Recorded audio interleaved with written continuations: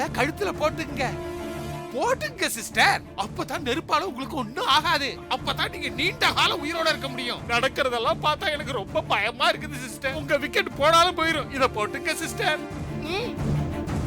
எடுத்துக்குங்க, போடுங்க,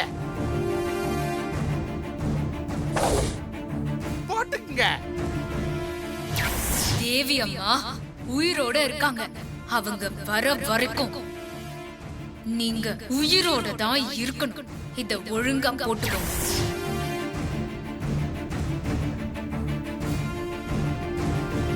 அப்பாடா.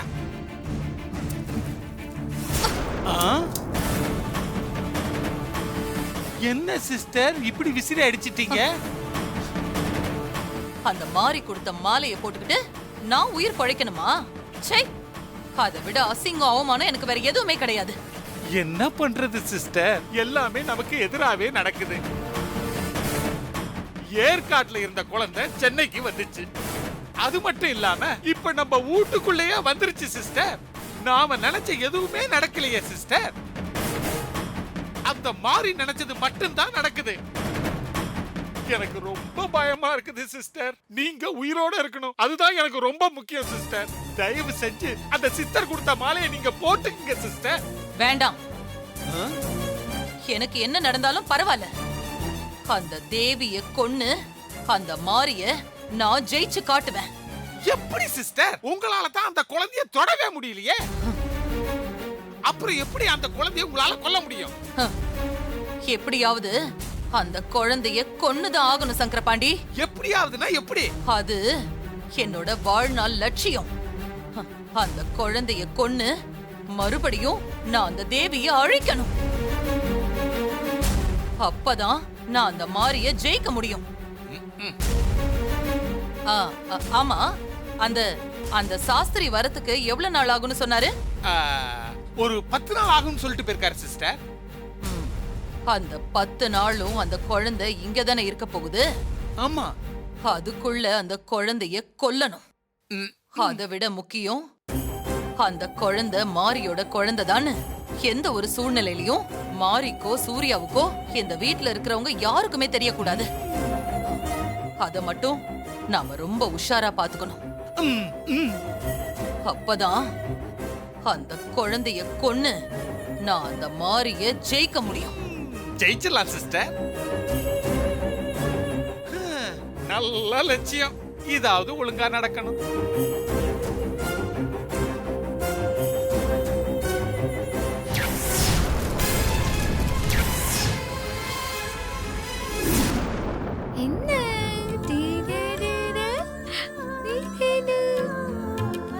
மாமா, உங்களுக்கு நான் சூடா காஃபி கொண்டு வரட்டுமா? எனக்கு வேண்டாமா, நான் குடிச்சிட்டேன். குட்டி பாப்பா இங்க பாருங்க. குட்டி பாப்பா, குச்சி குட்டி.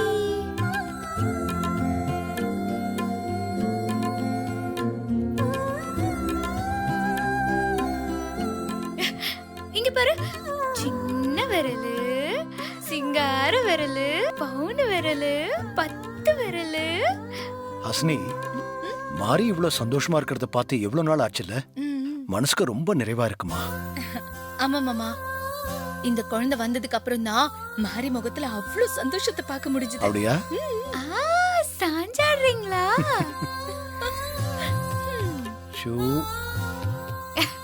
என்ன? இங்க பாரு, இங்க பாரு, இங்க பாரு குட்டி பாப்பா.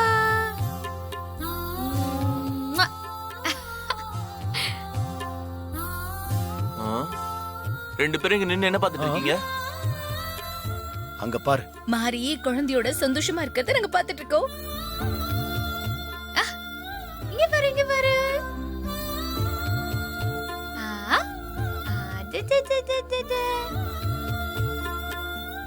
மாரி, வாங்கக்கா. வா.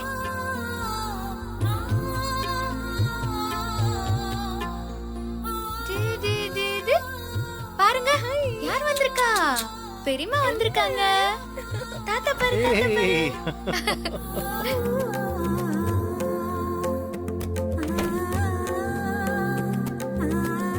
மாரி, இந்த வயசுல குழந்தைங்களா அம்மாவை தவிர வேற யார்கிட்டயுமே ஒட்டாது தெரியுமா? ஆனா உன்கிட்ட ஏதோ ரொம்ப நாள் பழகுன மாதிரி ஒட்டிக்கிச்சு.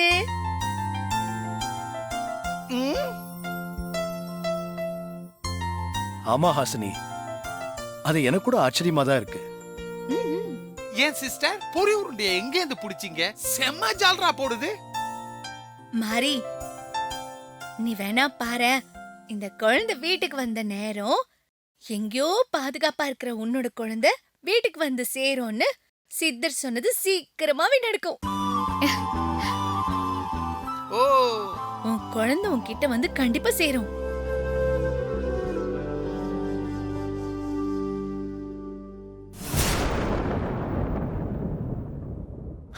மாமா இல்ல மாமா, எனக்கு என்னமோ இந்த குழந்தை அதிர்ஷ்டக்காரியா தெரியல. சிஸ்டர், உங்க தயாரிப்பே தயாரிப்பு தான். எப்படி அடுத்ததாரா என் மகதான். பிறந்ததும் அம்மாவை முழுங்கிடுச்சு. இது அப்பா அவங்க கூட இல்ல, இருக்கிறது ஒரே ஒரு தாத்தா மட்டும்தான். அவரும் குழந்தைய தூக்கி கொடுத்துட்டு போயிட்டாரு. திரும்பி வருவாரா மாட்டாரான்னு தெரியல. ஸ்ரீஜா, சும்மா வாய்க்கு வந்தபடி எதுவும் பேசிட்டு இருக்காத. குழந்தையும் தெய்வமும் ஒண்ணுன்னு சொல்லுவாங்க. ஸ்ரீஜா கதெல்லாம் ஒண்ணுமே தெரியாது மாதிரி, அதனாலதான் அவ வாய்க்கு வந்த மாதிரி பேசிட்டு இருக்கா. நான் ஒன்னும் வாய்க்கு வந்தபடி பேசல. இந்த குழந்தை இந்த வீட்டுக்கு வந்த நேரம் தான் அத்தையோட போட்டோ தீ பிடிச்சு எரிஞ்சிச்சு. உண்மைதானே? அத்தையோட புடவிலையும் நெருப்பு பிடிச்சு எரிஞ்சிச்சு. ஏன் அத்தையோட கையில நெருப்பு பிடிச்சு எரியல? அடுத்தது இந்த ஊடுதான் நெருப்பத்தி எரிய போகுது. அதை எல்லாத்தையும் வச்சுதான் நான் சொல்லிட்டு இருக்கேன் இந்த குழந்தை ராசி இல்லைன்னு. ஸ்ரீஜா சொல்றதும் கரெக்ட் தான். எனக்கு அப்படிதான் தோணுது. இந்த குழந்தை இங்க இருக்க வேண்டாம், கொண்டு போய் எங்கேயாவது கொடுத்துருங்க. ஊருக்கு போறேன், வரத்துக்கு 10 நாள் ஆகும்னு சொல்லிதான் சாஸ்திரி ஐயா குழந்தைய கொடுத்துட்டு போயிருக்காரு. இப்ப போய் எப்படி குழந்தைய திருப்பி கொடுக்க முடியும்? ஊருக்கு போயிருக்கிற சாஸ்திரி ஐயா திரும்ப வந்து வாங்கிட்டு போற வரைக்கும் குழந்தை இங்கதான் இருக்கும். ஆமா, அது வரைக்கும் இது என்னோட குழந்தை தான். ஊருக்கு போன சாஸ்திரி உயிரோட வரலன்னா சாரி, குழந்தைய ராசி இல்லாத குழந்தைன்னு யாரும் சொல்ல வேண்டாம். அப்படி சொல்லு மாதிரி. குழந்தை வந்ததுக்கு அப்புறம் தான் தாராத்த நெருப்புல இருந்து தப்பிச்சிருக்காங்க. இல்லனா ஜாஸ்மின் மாதிரி நெருப்புல எரிஞ்சு கறிக்கட்ட ஆயிருப்பாங்க. பாருங்க சிஸ்டர், நீங்க எரியறத பாக்குறதுலயே பொறி உருண்டை குறியா இருக்குது. அப்பா இல்லப்பா, இந்த அபசகுணம் பிடிச்ச குழந்தைய சீக்கிரம் எங்கேயாவது கொண்டு போய் ஒப்படைங்க. Good idea. அரவிந்த், ஸ்ரீஜா தான் ஏதோ புத்தி கெடுத்தனமா பேசுறானா, நீ அறிவு கெடுத்தனமா பேசுற? மாரி சொன்ன மாதிரி குழந்தையும் தெய்வமும் ஒண்ணுடா. குழந்தைய பத்தி தப்பு தப்பா பேசாத.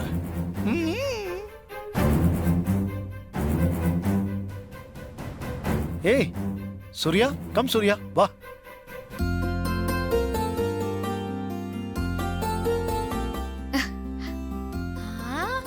என்ன சூர்யா மாமா, பேக் எல்லாம் பெருசு பெருசா இருக்கு, பொம்மைங்க மாதிரி தெரியுது. எல்லாம் தேவி அம்மாக்கு தான்.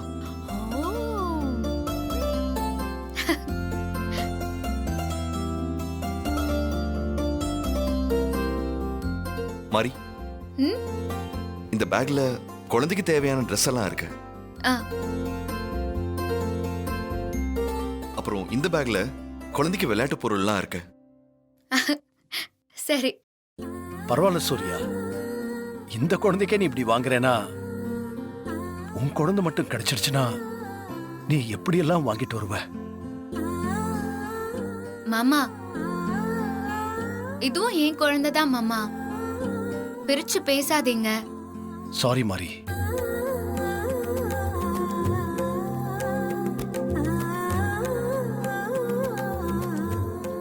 நாள் கூட இருக்க போற குழந்தைக்கு இவ்ளோ பாசத்தை காமிக்கிறீங்களே, 10 மாசம் சுமந்து பெத்த குழந்தை மேல எவ்ளோ பாசத்தை காட்ட போறீங்களோ?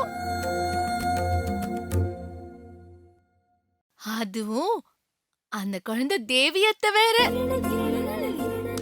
சீக்கிரம் குழந்தை வீட்டுக்கு வரணும், நம்ம எல்லாரும் சந்தோஷமா இருக்கணும்.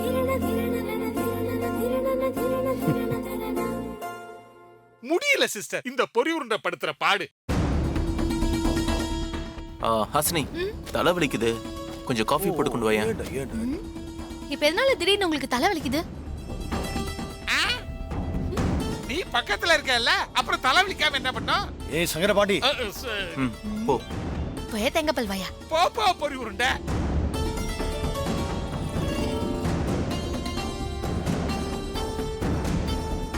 Excuse me sir.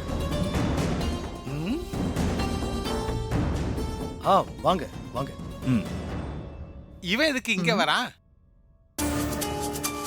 சார் வாங்க வாங்க. வணக்கம் சார். வாங்க வணக்கம். உட்காருங்க. உட்காரு அப்பா சூர்யா. யா சார் சொல்லுங்க, என்ன விஷயமா வந்திருக்கீங்க? சார் நம்ம போன மாசம் பேரக்ஸ் கம்பெனியோட டீலிங் முடிச்சிருந்தோம்ல சார்.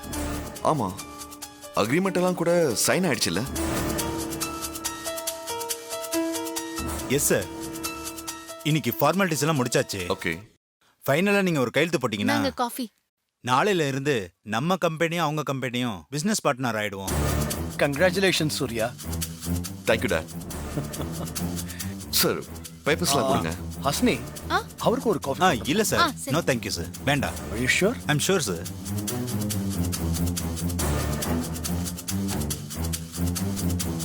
சார் இதை செக் பண்ணி பார்த்துட்டு சைன் பண்ணுங்க.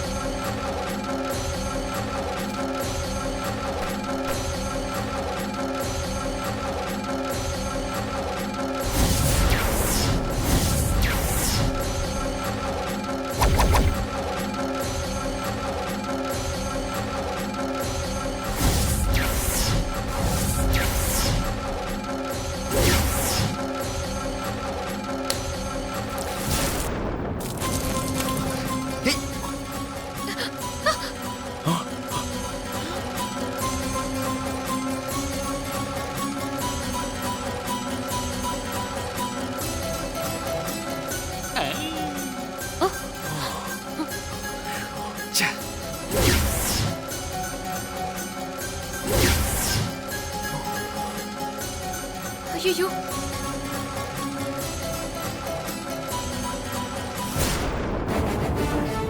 ஐயோ, என்னங்க நீங்க காஃபி டாக்குமெண்ட் மேல போட்டுட்டீங்க?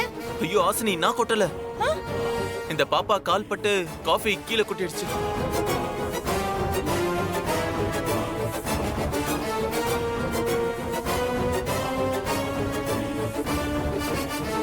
நான் சொல்லல இந்த குழந்தை ராசி இல்லாததுன்னு. இது வந்தனாலே அத்தை புடவை தீ பிடிச்சிருச்சு. இப்ப பார்த்தா இந்த டாக்குமெண்ட்ல காஃபியை கொட்டிடுச்சு. என்ன பேசுற நீ? குழந்தைன்னா கை கால் ஆட்டிக்கிட்டே தான் இருக்கும். ஏதோ தெரியாம கால் பட்டு காஃபி கொட்டிருச்சு. இத போய் பெருசு பண்ணி பேசிட்டு இருக்க?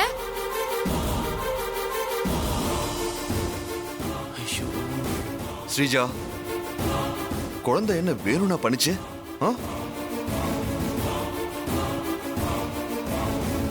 இந்த விஷயத்தை பெருசு பண்ண வேண்டாம்.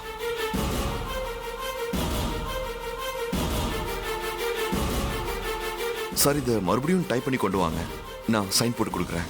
ஓகே சார், நான் மறுபடியும் ரெடி பண்ணி எடுத்துட்டு வரேன் சார். யா, தேங்க்யூ.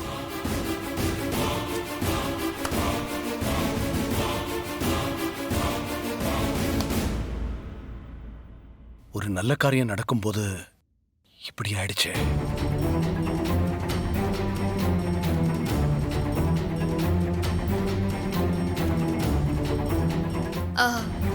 ஹஸ்பண்ட் சார், நமக்கு குழந்தை பிறந்துச்சுன்னா 30வது நாள் அம்மனுக்கு துலாபாரம் சாத்தி குழந்தை எடைக்கு எடை புடவை கொடுக்கறதா வேண்டியிருந்தேன். அந்த வேண்டுதலை நிறைவேற்ற சொல்லிதான் இப்படியெல்லாம் அம்மன் நமக்கு உணர்த்துதோ.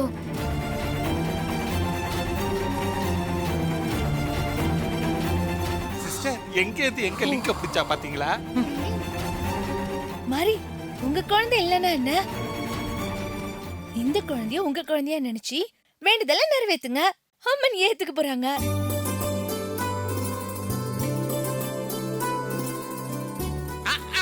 அண்டை விட்டுது ஏன் அண்ணன் முண்டாட்டி கையேக்கிற கதை மாதிரில இருக்குது. ஊரா வீட்டு குழந்தைய நீ உன் குழந்தை மாதிரி நினைச்சா ஊரும் சாமியும் ஒத்துக்குமா?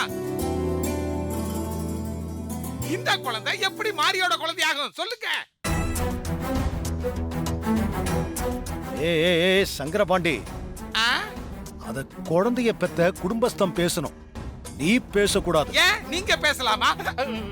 Sorry sister. மாரி, இதுவும் இப்போ உன் குழந்தை மாதிரி தான். அதனால துலாபார காணிக்கைய தாராளமா செலுத்தலாம், ஒண்ணும் தப்பு இல்லம்மா.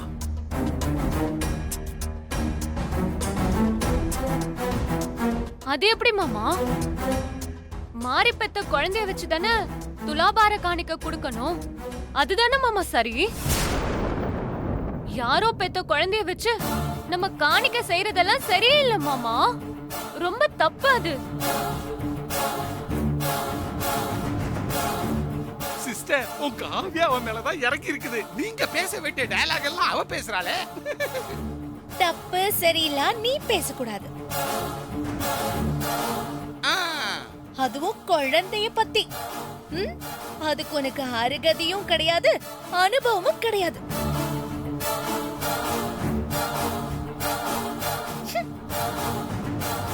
பொறி உருண்டை பேசுற பேச்ச பாத்தீங்களா? பாரு, இந்த குழந்தை இந்த வீட்டுல இருக்கிற வரைக்கும் இது மாரி சூர்யாவோட குழந்தை தான். அதனால மாரி தாராளமா துலாபாரம் கொடுக்கலாம். அது எப்படிங்க? ஸ்ரீஜா சொல்றதுதான் சரி. வேற ஒரு குழந்தைய வச்சு பண்ணா அந்த சாமி ஒத்துக்குமா? சாமியை ஏமாத்திருக்கீங்களா? நல்ல மனசோட பண்ணா சாமி ஏத்துக்கும். மாரி, நீ பண்ணுமா. சரிங்க மாமா, எனக்கும் நீங்க சொல்றதுதான் சரின்னு தோணுது. இந்த குழந்தை இங்க இருக்கிற வரைக்கும் இது என்னோட குழந்தைதான்.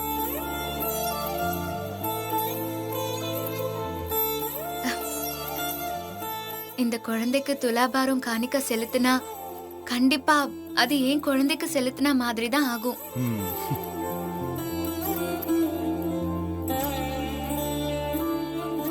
மாரி, நீ சொன்ன மாதிரியே பண்ணிரலாம்.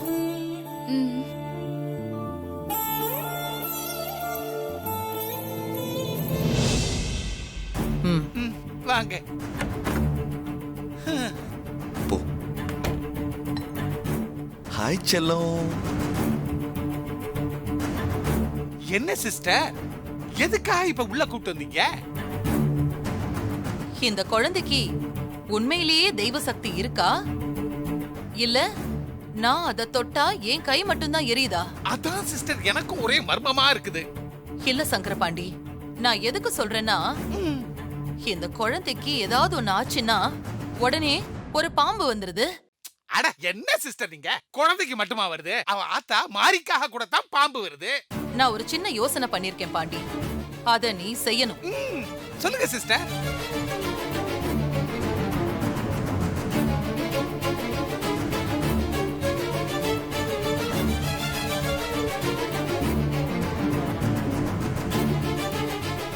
Okay sister, ton. சீக்கிரமா போயிட்டு வா. அத வச்சுதான் இந்த குழந்தைய டெஸ்ட் பண்ணணும். அப்படியே உங்க உத்தரவு சிஸ்டர். நீங்க ஈஸியா சொல்லிட்டீங்க. நான்ல காடு காடா போய் அலையணும். போறேன்.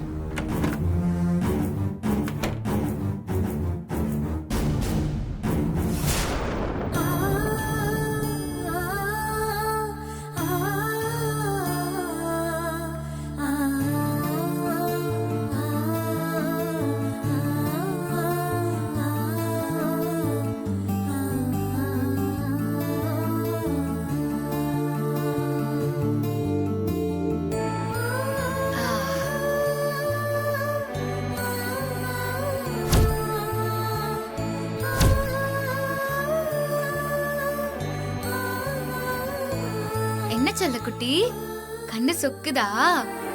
வயிறு நிறைஞ்சதும் தூக்கம் வந்துருச்சுல? சரி சரி, தூங்குங்க தூங்குங்க.